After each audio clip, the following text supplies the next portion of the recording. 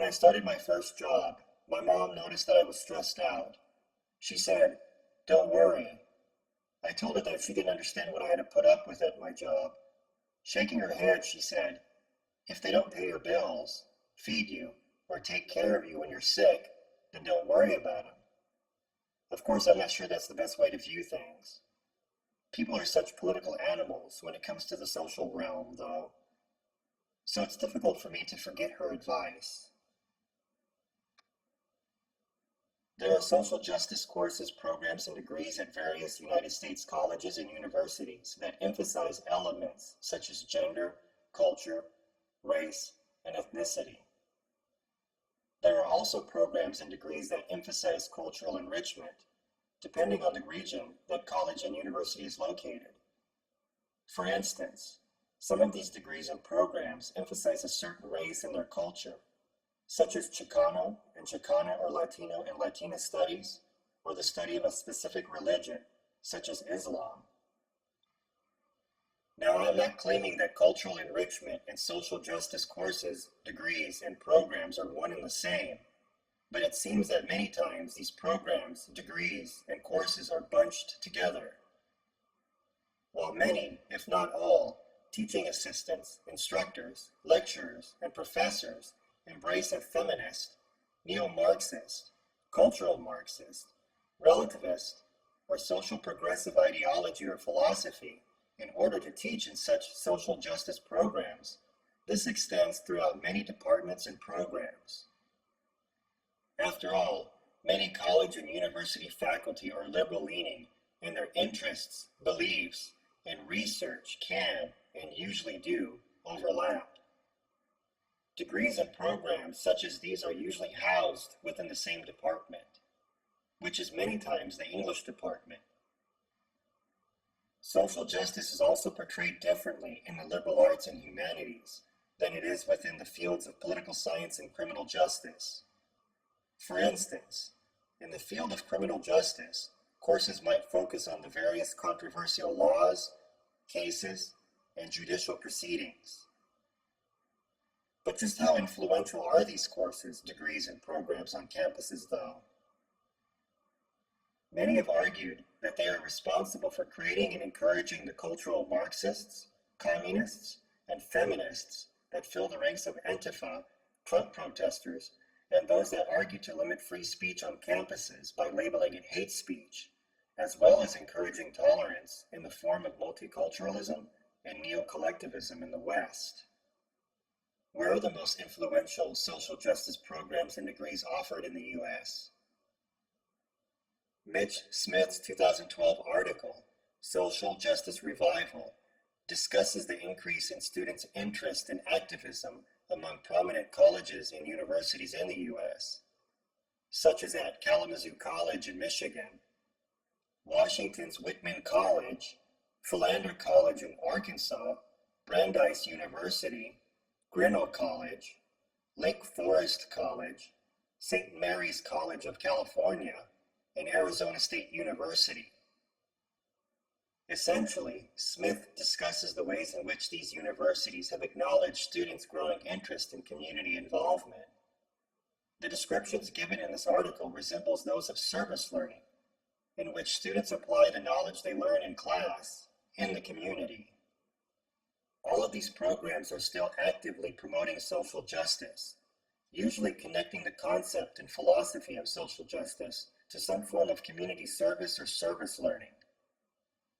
Arizona State University's Social Justice and Human Rights Master's Program addresses urgent social issues related to human security, labor, migration, children, family, education, and the environment. The description further reads on their programs page, "The coursework in this theoretically and methodologically rigorous program examines social issues in contexts defined by multiple and intersecting forms of social identity and disadvantage, including gender, race, ethnicity, class, sexuality, and nationality." There are multiple catchwords and phrases here that are associated with the far left's identity politics. For example, The phrase intersecting forms of social identity and disadvantage suggests a certain pecking order. The program requires an internship to be completed domestically or internationally, where students typically work alongside other advocates for social justice to help refugees, migrants, workers, and survivors of violence or human trafficking. This part of the program infuses social justice with that of community service and service learning, which includes social activism. BestCollegesOnline.com has listed 20 of the best colleges for socially minded students. 4 universities in California are listed in the top 10, with Berkeley leading the way, followed by Mills College, the University of California, Riverside, and UC Davis.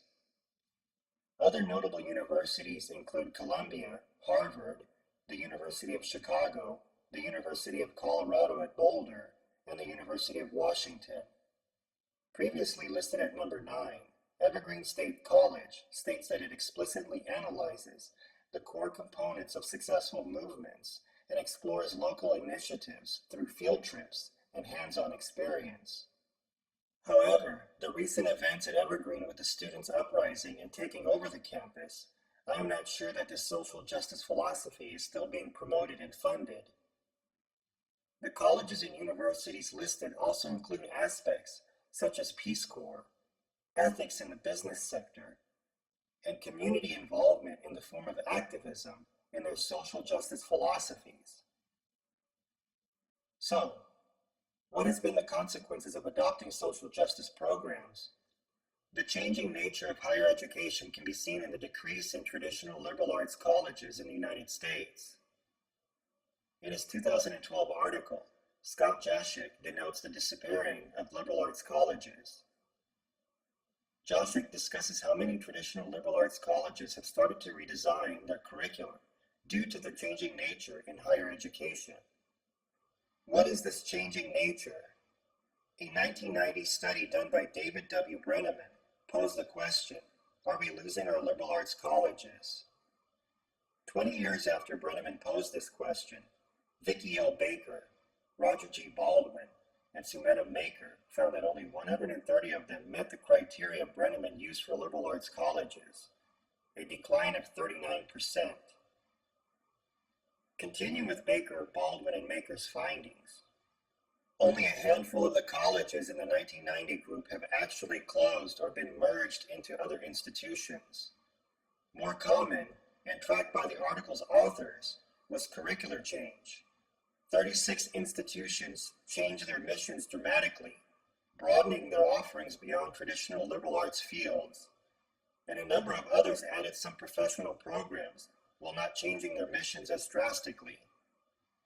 In his 2016 article, The Shrinking Humanities Major, Jaschik states that the drop of bachelor's degrees awarded in the humanities between 2014 and 2016 dropped 8.7%. Jaschik further writes, the drops in the last 2 years that the Academy analyzed were not identical for all humanities disciplines, but the majors that attract the most students, English and history, fell by 8% and 12%, respectively. The largest percentage drops were in archaeology and classical studies, both down by 19%.